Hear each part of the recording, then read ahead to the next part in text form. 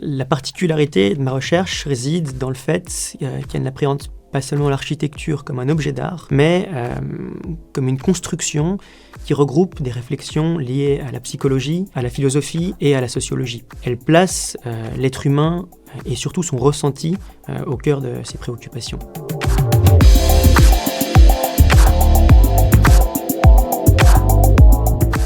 Et si nos maisons pouvaient changer notre humeur, nos relations et notre bien-être ? C'est la question au cœur de la recherche de Quentin Béran, historien de l'art à l'Université de Genève. Nous passons la majorité de notre temps dans des lieux construits. Mais ces espaces, souvent pensés pour être pratiques, oublient parfois l'essentiel : notre épanouissement.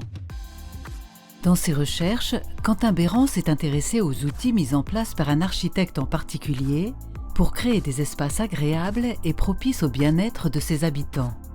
Frank Lloyd Wright. À la fin du XIXe siècle, ce dernier bouleverse les conventions de l'architecture d'alors en détruisant la boîte traditionnelle de l'habitat, faite de pièces fermées et isolées. Son idée ? Créer des volumes ouverts, lumineux et fluides. Des espaces qui encouragent les échanges tout en préservant l'intimité. Pour comprendre cette vision, Quentin Béran a étudié les 3 maisons-ateliers de l'architecte, Oak Park, Taliesin et Taliesin West, les seuls lieux que Wright a construits pour lui-même, de véritables laboratoires théoriques et pratiques dans lesquels il vivait, travaillait et expérimentait.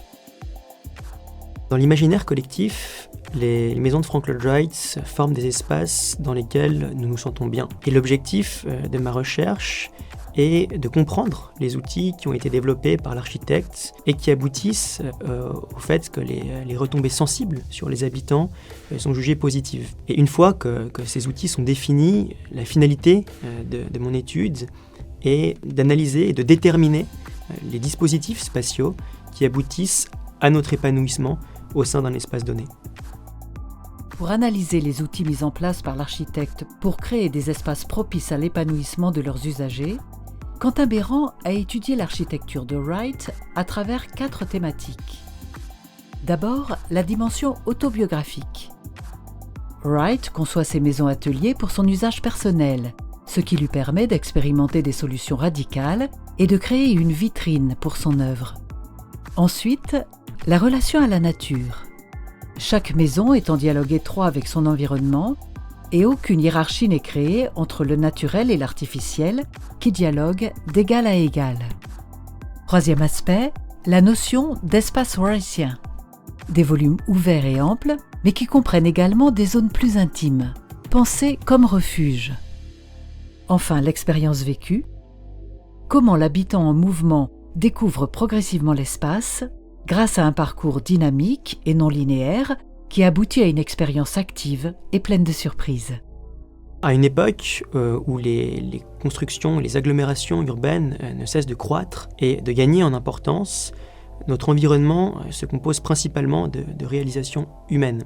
Et donc, ces constructions, elles répondent à des besoins primaires, mais elles font souvent abstraction d'un élément qui est pourtant capital et qui est celui du bien-être de leurs usagers. Dans ma recherche, l'objectif principal est de mettre en lumière les éléments propices à la création d'un environnement qui soit positif et qui nous permette de nous épanouir. À partir des résultats obtenus, il est possible d'étendre ces considérations à la construction contemporaine. Ces éléments peuvent être analysés donc à l'échelle de la maison, mais également à celle de la ville, afin de créer des environnements qui soient propices à notre bien-être et qui répondent également aux ambitions du vivre ensemble.